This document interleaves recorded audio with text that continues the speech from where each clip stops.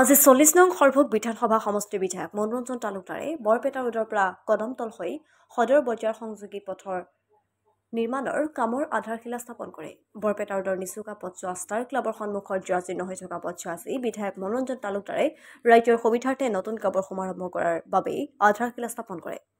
বিধায়ক তালুকদাৰে আধাৰশিলা স্থাপন কৰি সংবাদ মাধ্যমৰ আগত কয়, এই পথছোৱা বিগত বহুদিন ধৰি এনে জৰাজীৰ্ণ হৈ আছে আৰু যাৰ ফলতে নিচুকা সদৰ বজাৰকে ধৰি বৃহৎ অঞ্চলবাসীয়ে জীয়াতো ভুগিব লগা হৈছে আৰু আজি এই পথৰ কামৰ শুভাৰম্ভ কৰিবলৈ পাই আনন্দিত হৈছো।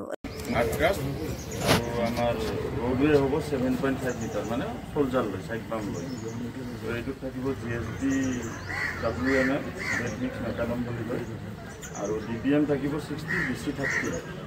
এইটো এটা সুন্দৰ ৰাস্তা হ'ব। মই আশা কৰিছোঁ এই ৰাস্তাটো কামৰ ক্ষেত্ৰত ৰাইজে আমাক সহায় সহযোগিতা কৰিব। এইখিনি কয় মই আৰু এটা সাইডত আছে খাটকালি মানে খাটকালিত মানে কিছু খাট আছে আৰু কিছু মেজি বাৰ্তা মাৰি আছে। এইটো যেতিয়া হ'ব ৰাস্তাটো বহলটো হোৱাৰ পিছত কিছুমান ইলেক্ট্ৰিচিটি পোষ্ট আছে, এইটো আপোনালোকে অলপ ব্যৱস্থা ইলেক্ট্ৰিক পোষ্টবিলাক ৰিপ্লেচ হ'ব। কাৰো মাটিত যাব লগা নাই। এতিয়া ৰাস্তাটোৰ কাৰণে যিখিনি মাটি লাগে সেইখিনি মাটি আমাক মণ্ডল পঠাই লেণ্ড এভেইলেবিলিটি চাৰ্টিফিকেট দিছে আৰু যিখিনি ৰাস্তা এক্সিষ্টিং আছে সেইখিনি ৰাস্তাতে কথা আমাৰ ৰাইজৰ কোনো আপত্তি আপত্তি নাথাকে। আমি ৰাইজ খুব সুখী। আপুনি আজি বিধায়ক হৈ আমাক যিটো আগুৱাই দিছে ৰাস্তাটো আমি খুব সুখী। আপোনাক ধন্যবাদ জ্ঞাপন কৰিছোঁ। আগন্তুক দিনত আপুনি থাকক, আমিও আছোঁ আপোনাৰ লগত। এতিয়া কথা হ'ল যে আমাৰ কামটো এজ পাৰ ইষ্টিমেট মতে হ'ব লাগে। এইখিনিয়ে মোৰ কথা। ঠিক আছে।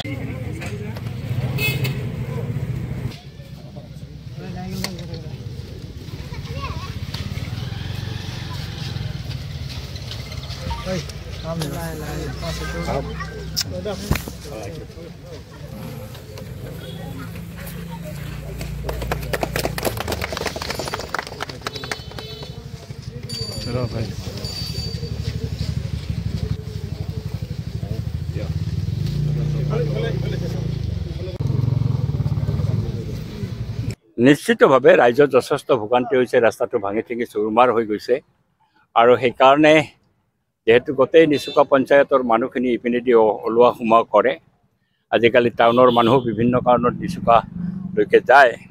এই ৰাস্তাটো ভাঙি ছিঙি যোৱাৰ কাৰণে আমি এই ৰাস্তাটো বন্ধৰ সিদ্ধান্ত লৈ পেলাই এতিয়া 2200 মিটাৰ ৱাইডেনিং এণ্ড ষ্ট্ৰেংথেনিং কৰাৰ আঁচনি এতিয়া ৰূপায়ণ হ'ব। আজি আধাৰশিলা স্থাপন হ'ল। তাৎক্ষণিকভাৱে কাম আৰম্ভ হ'ব যাতে এই ৰাস্তাটো 2200 মিটাৰ হোৱাৰ পিছতো 1600 মিটাৰ বাকী থাকিব। সেই 1600 মিটাৰো আমি এইটো বছৰতে ৰূপায়ণ কৰিম। আঁচনিটো কৰি পেলাই একেবাৰে সদৰ বজাৰলৈকে যাতে এই অঞ্চলৰ মানুহে যাতায়াতটো, কাৰণ এই অঞ্চলৰ মানুহ খেতিৰ লগত যুক্ত। ৰাতিপুৱাই তেওঁলোকে ঠেলাত শাক চব্জি লৈ পেলাই বজাৰলৈকে আহে। যথেষ্ট কষ্ট তেওঁলোকৰ হয়, যাতে কষ্ট লাঘৱ হয়। এই লাঘৱ হোৱাৰ কাৰণে এই ৰাস্তাটো নিৰ্মাণ কৰাৰ আমি সিদ্ধান্ত লৈছিলোঁ।